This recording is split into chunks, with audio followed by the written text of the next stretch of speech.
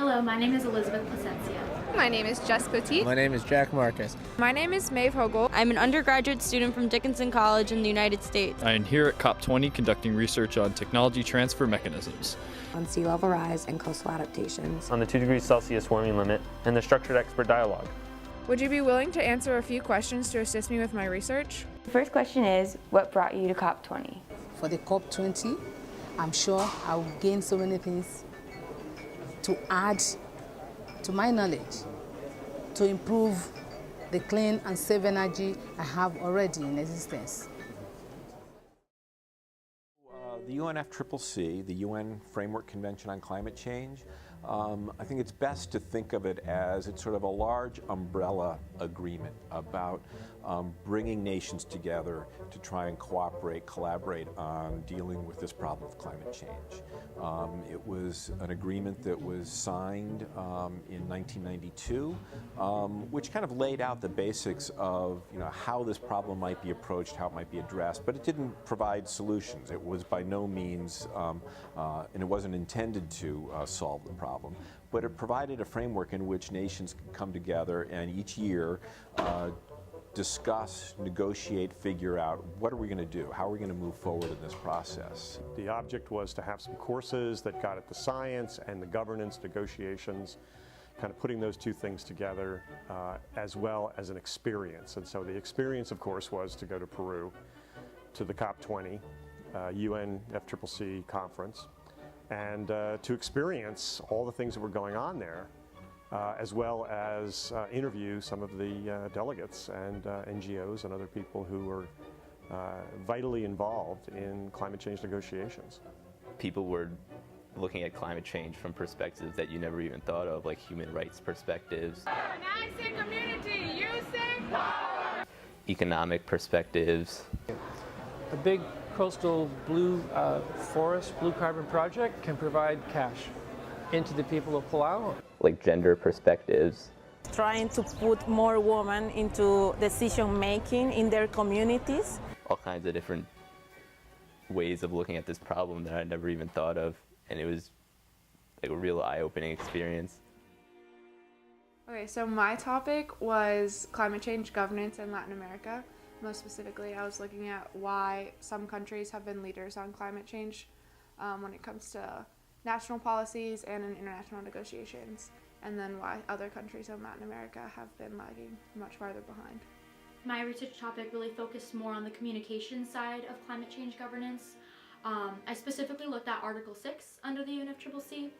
Article 6 was really interesting to me because for the first time there was a focus on climate change awareness through public participation, through community outreach, through workshops.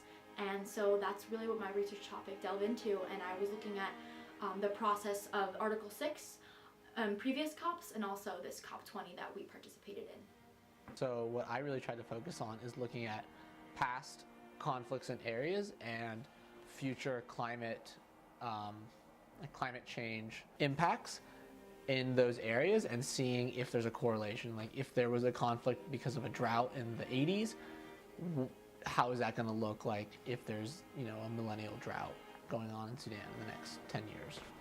I'm very interested in how different countries come together, especially ones like different levels of development, and to ensure that those who are less developed are not pushed to the side or their needs ignored. And it felt like the UNFCCC is one of the few venues where they aren't, and so I wanted to look at why. In developing countries, women are more vulnerable to the impacts of climate change because of their status as citizens and because of food production and securing water for their families and even energy. So their direct interaction with these natural resources that are already stressed by the climate just makes them have more of a burden. It takes away from formal education or even formal wage-paying jobs. So there's no room for social mobility. They keep getting pushed back. My topic was sea level rise and the vulnerabilities that small island developing states are facing and how they're going to adapt to this in the coming decades. I was specifically focused on the Structured Expert Dialogue, which is a compilation of IPCC scientists, other UN scientists from the UNEP or the WHO, and they all come together to inform party delegates about different issues surrounding climate change. And they were trying to focus on the temperature limit and impacts at 1.5 versus 2 degrees Celsius versus more than 2 degrees Celsius.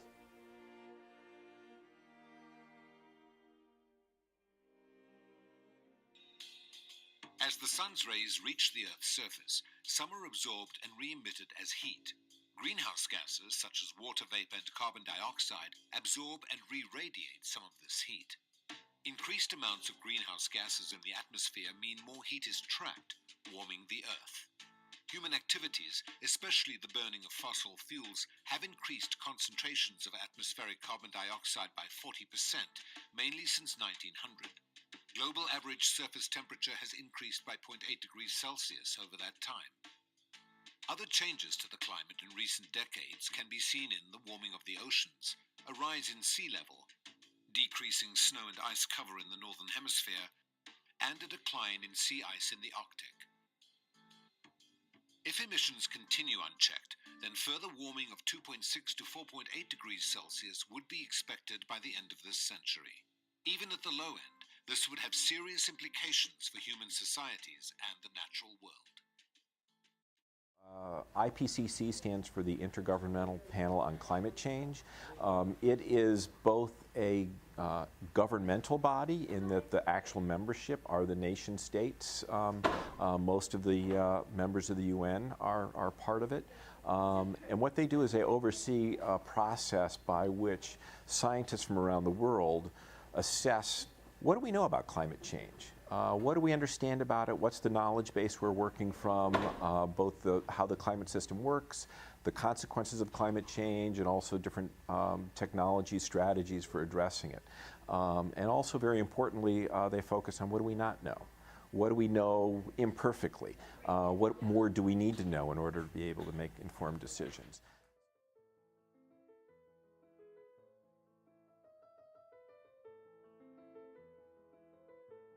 The Conference of the Parties, that is the annual meeting at which much of this, the negotiations happens. There's a lot of things that go on during the rest of the year, but the Conference of the Parties is the large meeting where most of the nations that are members of the UNFCCC come together, as well as lots of observers, such as Dickinson College, to talk about what's going on and what's happening.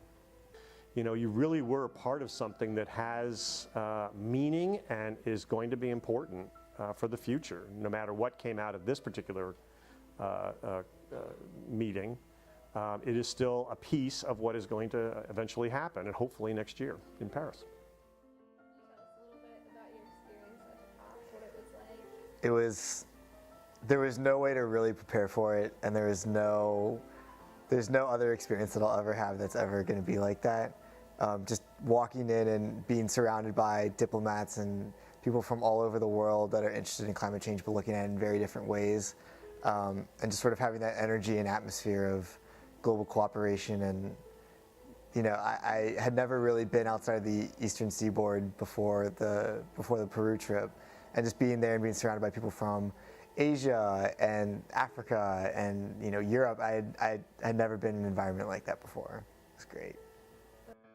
Really exciting knowing that everyone in the in that building was there for the same reason, and it was hectic and exciting and people running all over the place and cameras running all over the place following people.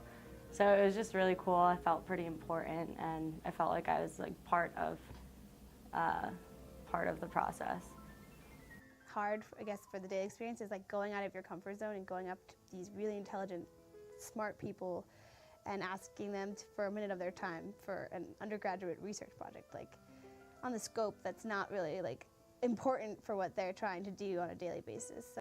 I felt it was very hypocritical because it was this very elaborate, elegant setup, beautiful buildings, all built specifically for this, hundreds of thousands of dollars poured into this event that was focused on combating climate change. and yet it felt like the emissions and the waste that was put into the actual conference was huge. But I did think that it was a pretty unique experience, and having the opportunity to talk to some delegates from some of the nations that I was studying was a pretty powerful thing. And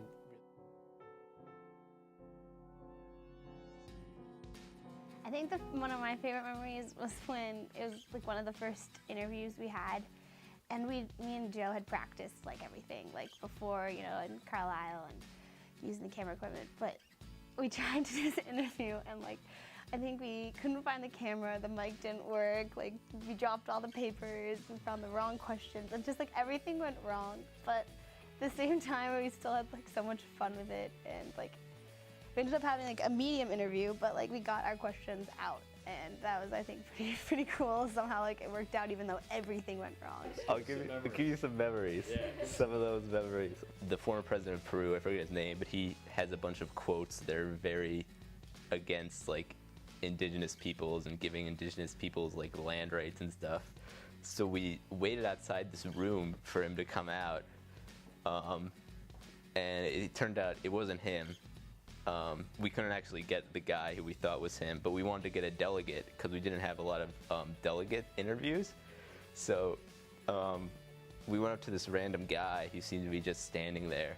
He turned out to be the like head of mining and resources for Peru. So we got to like attack interview him.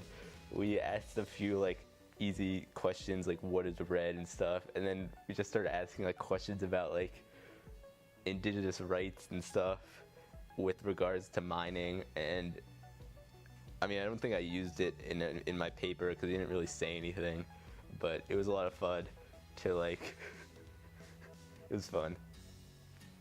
Got one in there for the indigenous peoples.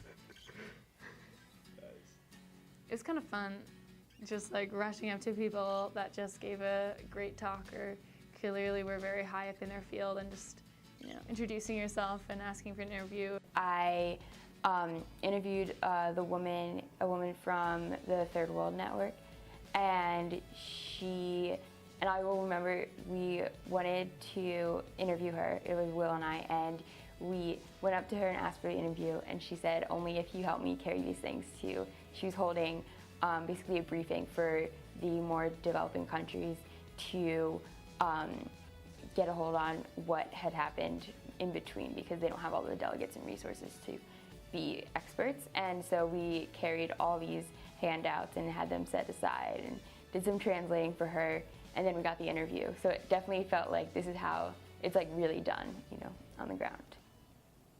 Finally got the opportunity to talk to Korea, and you know, very nice. So we're doing research, like blah blah blah. Here's our topics, and then we hand him our card, looks at it, decides not to help us, gives it back to us, and I basically watched Brady get destroyed.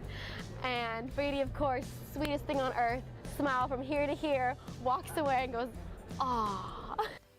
I think my favorite memory might be sitting at the coffee cup one afternoon. I remember it being really sunny and really hot, and we were all really stressed, and I think it was our last day, and I didn't have anyone for South Korea. I had nothing from the COP on South Korea, and Jeff was like, "It'll be fine, whatever," and he like went to the coffee cup and like bought me a thing of gelato, and was like, "It'll be fine. You'll get something from South Korea. Just like have some ice cream." I did. See, that was like the big kicker at the end of the story, is that he gave me the thing of gelato, and then like we went, and I was getting so frustrated, and Maeve like pulled me to interview this guy, and we found out he was the head of delegation in 2009 in Copenhagen. And we were like, "Can we talk to you for about 40 minutes, please?"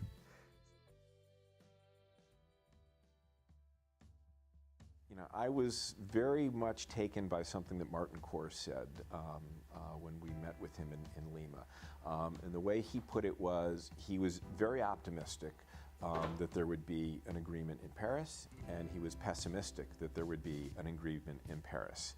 What he meant by that was that he's very confident, and I share this confidence, that there will be an agreement in Paris, that the UNFCCC will have a major new international agreement that will address, what do we need to do going from 2020 and beyond to try and move towards avoiding warming that exceeds 2 degrees centigrade. That agreement will include lots of things that many different nations want to see happen. And there'll be something in there for everyone. On the pessimistic side, pretty much the same thing. Very optimistic that countries are going to reach an agreement, and it will include all the things that they're willing and want to do. The pessimistic part of that is when you add it all up, what the different parties to the convention agree to do will fall way short of what's needed to avoid warming of 2 degrees or more by mid-century or late century. So that's concerning. I think, though, it's important that they reach this agreement despite its lack of ambition, and then as soon as it's agreed, begin working on and thinking about how do we take this further. One thing I was comparing it to this afternoon was the talks with Iran and the success there. And I think going into the Mosaic, or maybe a year ago, I looked at the UNFCCC as kind of having that kind of motive and like that having an agreement at the end that really held people accountable. And I think going through UNFCCC, I see that that's not, whether it's supposed to happen or not, that's not what's going to happen. And it's more a venue for people to work together, figure out what's working, but then the policies that are going to hold people accountable will like occur at a smaller scale. One thing I wasn't expecting is to see how much time and energy was spent on REDD+. I was expecting people to be really trying to find ways to lower their emissions, but not into a program that is used as a sink. I thought people would be more using programs to find ways to cut out CO2 rather than find a program to compensate for CO2 emissions. So that was kind of frustrating. I think at the COP there's a lot of focusing on these little tiny details, and everyone gets stuck on like, is it going to be this word or that word, and big things don't actually happen. So with the negotiations from here, I hope they continue to play some kind of role in guiding countries, but I think individual countries need to step up themselves within their countries in order for anything to happen. I think they could make more progress more quickly. At the same time, I think it's incredibly awesome that they do everything by consensus, and that is incredibly powerful if you can get everyone in the world to agree to do something. That's pretty awesome. Really challenging, but pretty awesome. The one weird thing I think compared to other people's topics was with Indigenous people at the conference, they only had observer tags, and that was the same tag that we had. And so their situation was really highlighted by them not being able to speak against these policies that were dealing with their lands.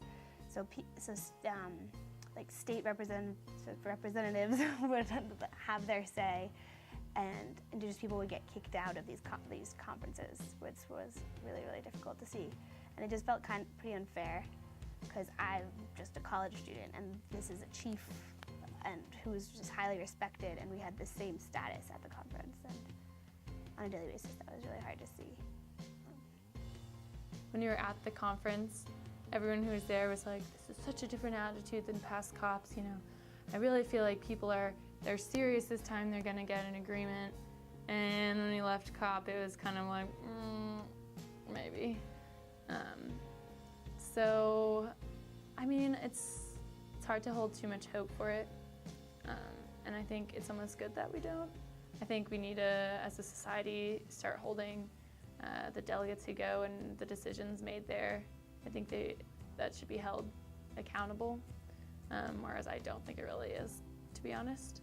Maybe we can solve some of these problems without the UNFCCC and use it as a means of communication, as a knowledge platform to help the issue. That's pretty much the conclusion that came out of my agricultural research for that specific issue. And maybe that's how the entire COP will go. Yeah.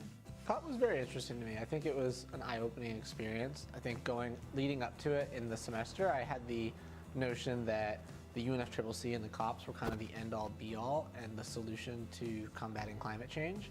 And during the actual conference, I was pretty disappointed with the way it went. and realized that if this is the end-all be-all, then we're pretty screwed.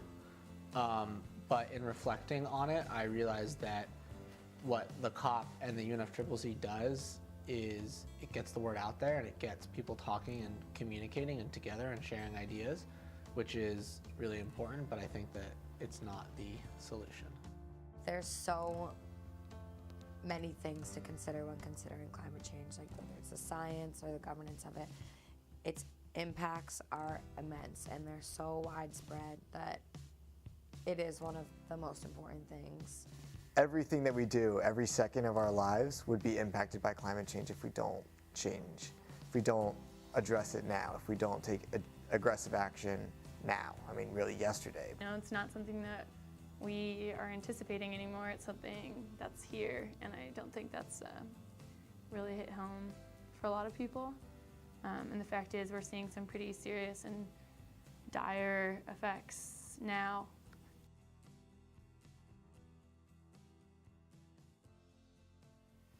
The Mosaic has taught me how complex this issue is. Those in the developed world are living far beyond the carrying capacity of our planet. It is negatively impacting the populations that do not have the means to adapt the most. Current action is not enough. The UNFCCC is only so effective in its current form. Domestic action is where real progress will occur. In the U.S., we must advocate for more renewable energy sources to replace fossil fuels and concentrate on reducing energy usage overall. Those who are educated must help educate the masses. Climate change is not something you believe in. Climate change is a fact. It is occurring right now. Ice sheets are melting, droughts are getting longer, floods are getting bigger, islands are being inundated, diseases are spreading, and crops are failing. Some have likened it to the apocalypse. However, it is not the apocalypse. A changing climate can be adapted to and further change can be mitigated. All individuals must act by marching in the streets, writing to Congress, voting on climate action, educating communities, reducing personal consumption, and demanding change. Please act on climate now. Please act on climate now. Please act on climate now.